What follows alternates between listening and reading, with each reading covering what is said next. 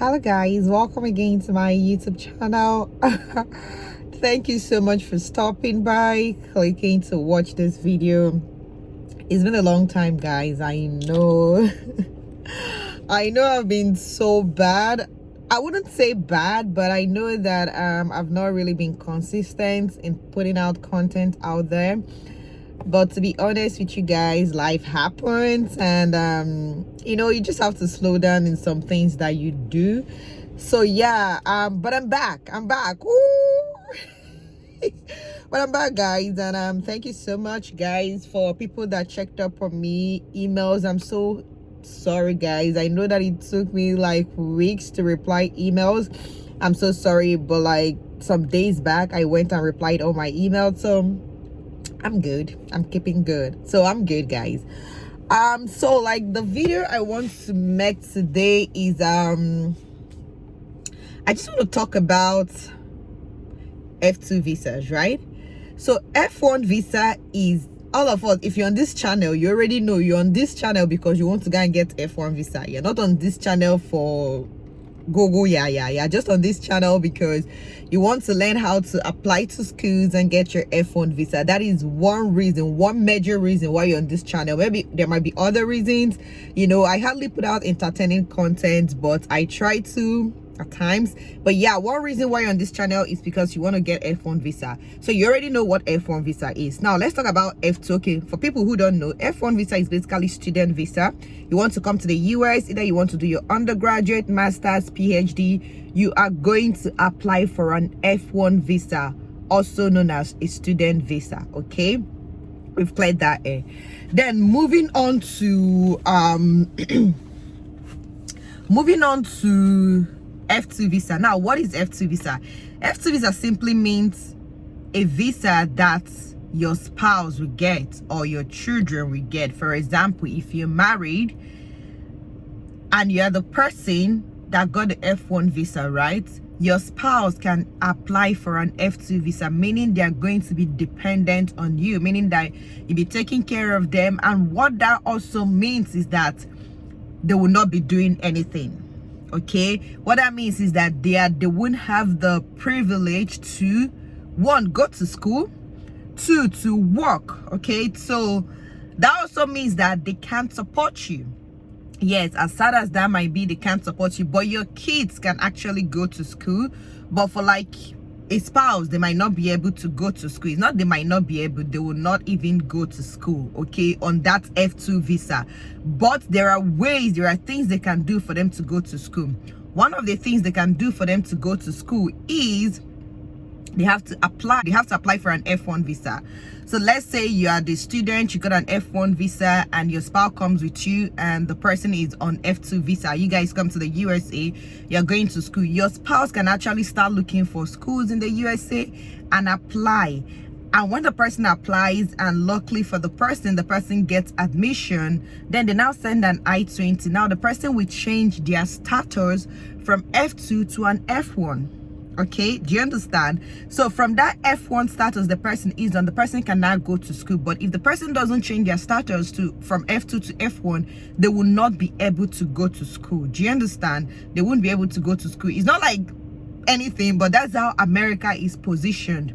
And then again, going to school is one thing, in as much as they won't be able to go to school. For example, let's say your spouse actually have a master's degree from your country, right, or even a PhD. When they come to America on an F2 visa, they won't still be able to work.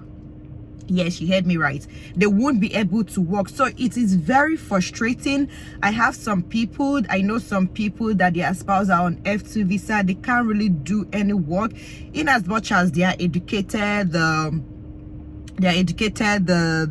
have their masters, they have their BSc. They can't really work. That is the American system. Working in the sense that they can't do any, I'm looking for a good word, they can't do any, let me say, like white collar job, if that makes sense, like office job. Or also they can't be able to work in their field. Let's say you are an estate manager, you're a medical doctor. On an F2 visa, you can't be able to practice, you can't be able to apply for jobs and get hired. Reason being that you need some sort of employment authorization, and being on F2 visa, you don't have any authorization to work. In students who are on F1 visa, you can also be able to work except that you're a teaching assistant or a research assistant, right? Or maybe you tell international program that you're having a hard time, you know, something like prove it to them that, oh, your sponsor cannot sponsor you, you need to work. Then they can give you a CPT. CPT is like CPT will enable you to work. Okay, so there is a whole lot of things that go on that goes on this thing, right? So I'm talking about F2 visa right now. So for that F2, you can work. So the options you have is either you apply and go back to school and you study, and let's say you're lucky you get into STEM, you can have 3 years work authorization. If you not get into STEM, you can have 1 year work authorization after school, and this is after school, right? After you've graduated, then you can start working. Okay, also, now let's say you don't want to go to school, you already have your master's, you already have your PhD, life is going for you, you don't want to come to America and start schooling, but you want to work. Now I'm going to be very real with you, very, very real and blunt. I would really advise you to learn something, learn a skill from wherever you're coming from. Some of the skills you can learn hair braiding, you can learn how to cut hair, you can learn how to sew, you can sew clothes, you can learn how to sew clothes, you can learn how to do something, you know, there are a lot of things you can learn how to do. You can learn how to do makeup, you can learn how to fix nails, you can learn how to do a whole lot of things. Then when you learn all these things, when you come here, you have to start marketing yourself. Maybe your spouse will tell his friends or her friends to tell their friend and their friend, you know. So that is how you can start doing some jobs at the side. It's also good because your money you're getting is cash, number one, and it's not going to be taxed. So on the bright side, just look at it from the bright side, right? Getting is 100% your money. Okay, so yeah, so if you don't want to be idle when you come here on an F2 visa, I would really advise you to learn how to do something, learn a skill. It will really come in handy for you, okay? Because it gets really frustrating. Your spouse is going to work, there is a lot of school work to do, the person might not really have time, you know. You get frustrated, and if it's a new country, right, you don't know anybody, you're just gonna stay at home all the time, my dear. Hey, or now talk watches, seriously, you're not gonna be happy. Other things too, you can start looking for maybe babysitting jobs, you know, you can go to somebody's house, babysit for them, things like that. But it's not funny, so I will advise you to either learn something. So when you come, you are doing something at the side while your spouse goes to school. And if you're so like, oh yeah, I want to go to school, I want to do that, you can still apply and go to school. Yes, you can apply for schools and come and change your status from F2 to F1 and you go to school. Okay, that is also something that you can do. Another thing too, there are some jobs they call under table jobs. Table jobs. There are some jobs they call under table jobs. So pretty much if you're lucky, you can be what, it's not gonna be a very fantastic job. That's the truth. It's not going to be the best of the best. It's not going to be a well-paying job that you want or something like that, but it's something that can take you out of the house.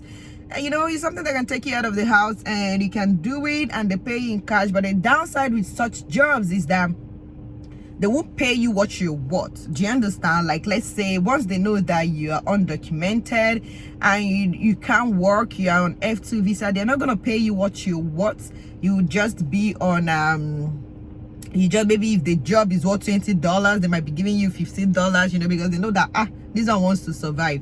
So my dear people, if you're on F1 and you want to come into the country with your spouse, they will definitely be on F2, and technically F2 they will not be doing anything. They can't work, you're not having an employment authorization, you can't go to school on F2. So the good thing is, I would really advise you all to start making plans, you know, start making active plans on what you would do when you come to the country. Are you going to learn a skill? Are you going to learn some type of skills that will keep you going when you come here? Are you going to change your status when you come here? Like, you're going to learn some things that you do, okay, to keep you going, so something like that. But your kids can definitely go to school, because of course they know kids will have to go to school. Your kids will not just be at home and be wasting their youthful and school age. They have to be in school. So yeah, please just learn something. F2 people, learn something before you come, because the hustle is the real, or hustle the real, the hustle is really real. Please learn something. I've already told you guys what you can learn. Just let me know if you have any other questions in the comment section. I'll really answer your question. But yes, please learn something, make strategic plans. You can come and look for a school and switch to F1, you know, which is good. So yeah, just let me know what you think in the comment section. Like, if you have any other question, I will also like answer those questions for you guys. So yeah, I promise I will try to be consistent, to be putting out content out there from time to time, just to keep this channel going. Let me know if you have any particular video you want me to make, and I'll do well to make the video and drop it here. So yeah, until next time, I hope that I've been able to explain this F2 visa, because someone sent me an email and I was like, okay, I'm gonna make a video on this and just explain things that you can do. You know, it's nobody's fault. That's American system. That is the country you want to come to, America. That is their system. So you just have to deal with it and just have to be smart on how you navigate the system when you do come into the country. Okay, so yeah, you guys, do not forget that I love you so very much. Keep staying safe. Until next time, bye guys.